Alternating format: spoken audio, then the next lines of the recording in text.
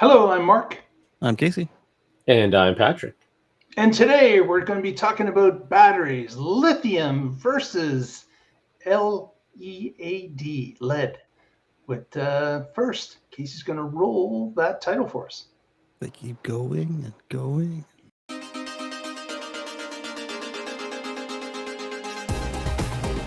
You're watching the Tesla Life Express. Going and going. Going. That's going. not lead. Those are Those are alkali. Energizer Bunny batteries there. Exactly. Thanks everyone for joining us. Patrick has got a Cars with Cords article he's going to share with us today, and it's talking a little bit about the old lead batteries, comparing them to lithium, and why lithium is now in the driver's seat. Patrick, let us know. That is right. Yeah. So this a couple things happened at once that really got me thinking about this.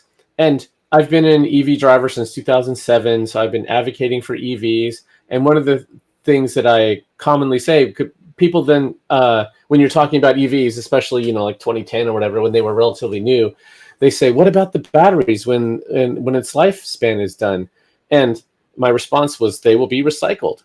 If you look at batteries today, lead acid batteries that are used in cars are the most recycled item. It's recycled more than glass, more than paper, way more than plastic. Why? Because there's value in that material, in those batteries. And so we've seen that with the likes of Redwood Material, right? They're taking old EV batteries and they're recycling them. And so that was, a accurate statement that these batteries will be recycled because they have value in them. And so, however, the New York Times, just in cooperation with something called The Examination, did an expose on lead battery recycling, and it was bad. They went to this little town near Laos, Nigeria, and it was Lagos, sorry. And they took blood samples from a bunch of people in the village. They took samples of just the dust that was around the area, and the lead levels were off the charts. Why? Because the smelters that they're using there are not properly regulated. They are not properly filtered, and it's just spewing out lead smoke that's settling this lead contamination all over. So, I mean, children, some of the blood samples that they took were 5 times the recommended value from the World Health Organization. So they are going to have long-lasting negative impacts on the people in this area. And it's horrible. I mean, it was like, Cancer Alley in Louisiana. So that got me thinking that they've pointed out a problem. But pointing out a problem is not enough. You have to supply a solution, right? So that got me looking at what could replace these batteries. And at the same time that this comes about, my father-in-law, they live on near a golf course. They have a golf cart. He said, "I am really tired of tending to these lead acid batteries. I have to go and water them and remove the corrosion. I want to get a lithium battery golf cart. What do you think about that lithium battery technology?" Been running it for 20 years. Yeah, exactly. Yeah. So I said, it's great. It's virtually no maintenance. And then I started looking at what specific type do they have. And the golf carts that are out there all tend to be LFP, which is a very stable chemistry. It doesn't, low maintenance. And you can leave it at the high state of charge or low state of charge. It's the honey badger of lithium batteries, and it's cobalt free. And so I started looking at what are the other. So if you look at the golf carts are the lead indicator here. In 2015, almost none of them. So a decade ago, almost none of them were lithium. And then the crossover point happened last year. About half of them last year, new ones, were lithium. And so that trend is obviously increasing and going to continue to increase, because why would you buy, if you're buying a golf cart, it's for your own use and you don't want to have to deal with the stuff the way my father-in-law did, or you own a golf course and it's your fleet that you have to manage, and now you have to pay someone to go and take care of all of these carts. Wouldn't you rather instead buy one that, well, first, the batteries are going to last about 5 times longer. So that right there is the cost savings. Yes, they cost a little more upfront, but if it pays off in lifespan, total cost of ownership, it pencils out for a fleet. And so now the next thing to look at is cars. So most internal combustion vehicles have a starter battery ever since, Lincoln or whoever, Lincoln cars, Cadillac. Sorry, yes, I knew it was one of the high end. Yes, yeah. So stop doing hand crank where people were, getting their wrists snapped, and they invented the starter motor, and that needed a battery. So battery technology is what enabled internal combustion, sadly, when it really should be, if you're going to, why have a middleman? Just use batteries if they're good enough. And today they are. So I started looking at, can lithium starter batteries replace lead acid starter batteries? And we've seen Tesla has transitioned their vehicles, all of them. And let's see, what year did they do that? 2021, they've switched. So there were some vehicles before 2021 that did have lead acid 12 volts that would run the accessories and things like that. But and there's a few other. Volkswagen has moved their EV line since 2022, but their gas cars, diesel cars still use lead acid. But lead acid, so people want to use it because it's been reliable. Well, lithium can operate at lower temperatures and at higher temperatures, and it has longer lifespan. The car OEMs don't want to adopt it because the small increase in upfront cost. That means they would have to pass that cost on. That means they have a higher starting price tag, and they don't want to do that. Even though it's going to last significantly longer and it's better for their customers, the few dollars is scaring them away.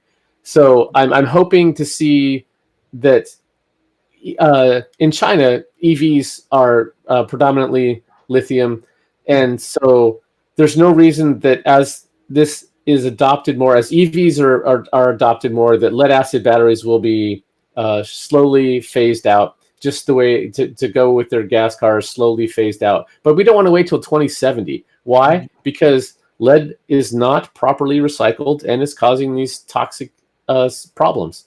So there you go. That's what I wanted everybody to hear, that, and do what you can to stop using lead acid batteries if you can. So a couple of interesting points on that one right there.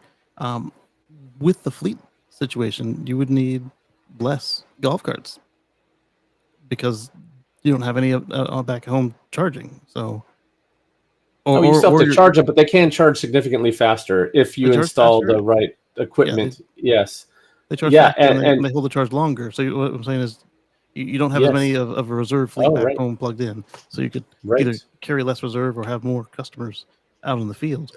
But that same math works out in the car. So if your whole concern is price, get a smaller battery.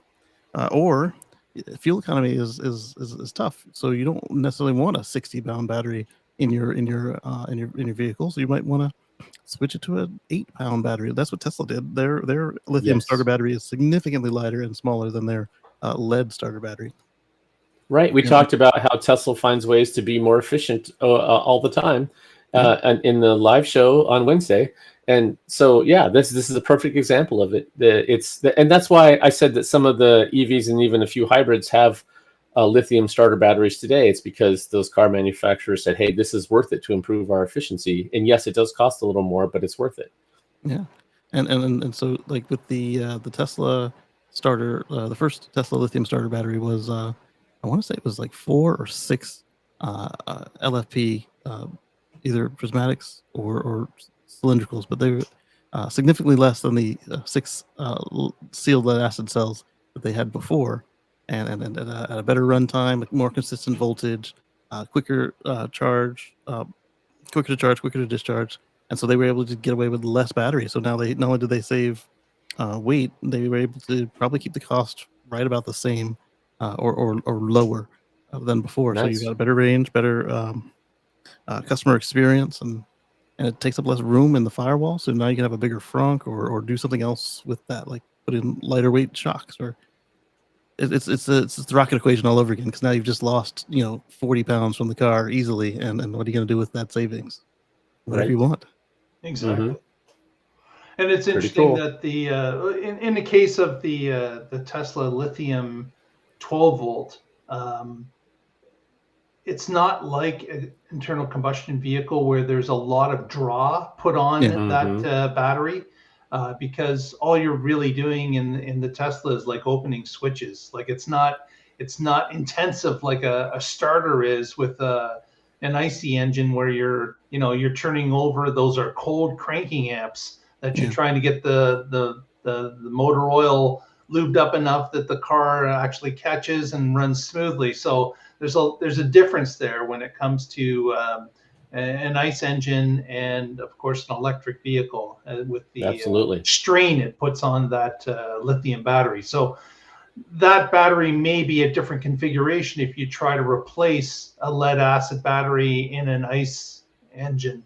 You'll need more cranking amps. You'll probably need more power to store. It might be a larger unit. All those kind of things still come into play.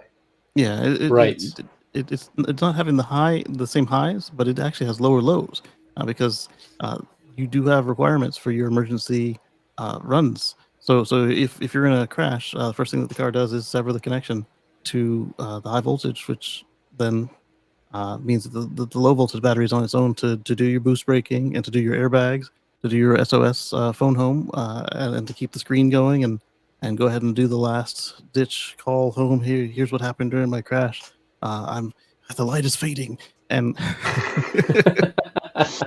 that takes a lot of energy, and so they often don't last all that long beyond the end of the incident. So part of that is because the batteries are smaller, but even if you do engineer it to handle the higher spikes, I think it will still be smaller than you'd see on a lead system.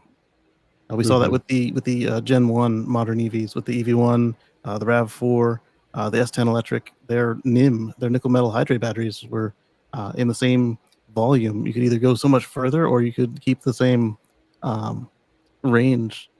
I wouldn't say at a lower price, but at a lower price than it would cost you to fill it up with nickel metal and lower weight.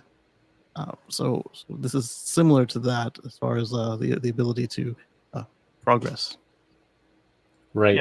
Yeah, there are drop-in replacements available today that did handle all the cranking voltage and all the stuff that you were talking about there, Mark, that can meet those demands. Yeah, motorcycle owners are pretty familiar with the lithium swap as well. If they didn't need the specific balance, like if it was already properly done, some of them it's just so far in a weird place in the frame that they actually want to keep the big old chunk where it is, because it will change their performance. But thankfully, those are not the rule. Right. What's really unfortunate is we as humans ship that problem off to a third world country to have them be exploited by the pollution. And similar to what we've seen in the past when it comes to clothing manufacturing in some cases, or other things where maybe children are even involved in the production of some of these things. There are less rules outside of first world countries, and those people get exploited, unfortunately. And this is another example of our garbage being shipped off to be handled by those that can least afford to handle it, because the protection mechanisms that we enjoy here are not there. Sad but true. Yep. Well, with that said, what do you think about this? Would you switch your lead battery for a lithium ion? Have you looked into it? Is it an option price-wise when it comes to switching it? I know that Tesla should make it a little bit easier. I just had my 12-volt battery replaced recently, and another lead acid battery was replaced, the current one. I would think that Tesla should say, hey, here's an option for an extra $60. You can have the lithium over the lead acid. But that was not even an option. I think they should have an actual option available for people that are getting these things replaced, because they do get replaced every 3 to 5 years typically. So why isn't that an option?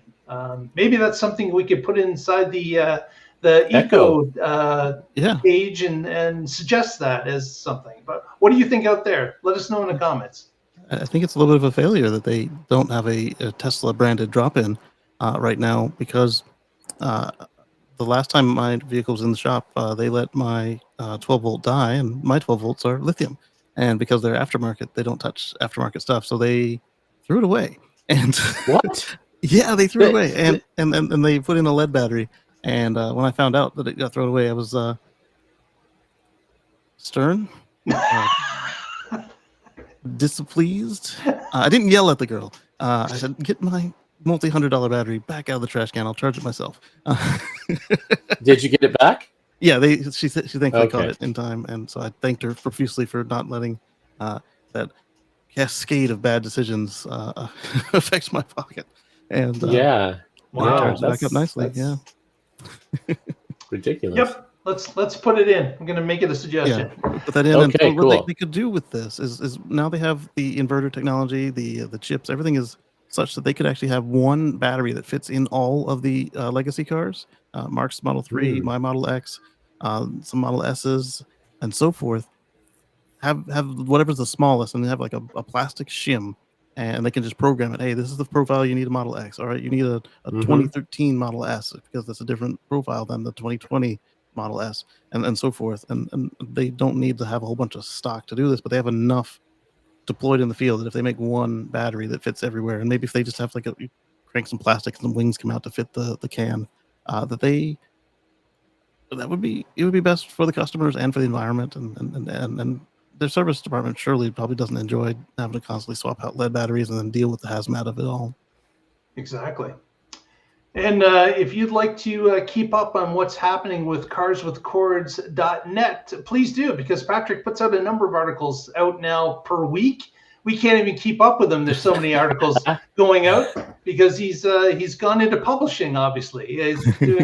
He's got like 3 reporters working for him. No, not yet, but he might have that happening at one point. But we thank Patrick for his submission and giving us the inside scoop about this particular article. So join him at carswithcords.net and see all the articles. With that said, let's go to some shout outs. Casey, what do you got for us? Catch us live on Wednesday. That's right, 7 p.m. Eastern. Patrick. Well, thanks for the plug for carswithcords.net, Mark. And looking at this, you might say, oh, well, I'm throwing rocks at lead, but what about lithium and cobalt? Well, that's the article that followed this one. So if you want to hear my thoughts about cobalt, then you can go to Cars with Cords and check it out. Thanks. There you go. Very good. Thanks, everyone, for joining us. We'll be back together and finding out what's happening in the Tesla life soon. So join us then. Thanks very much.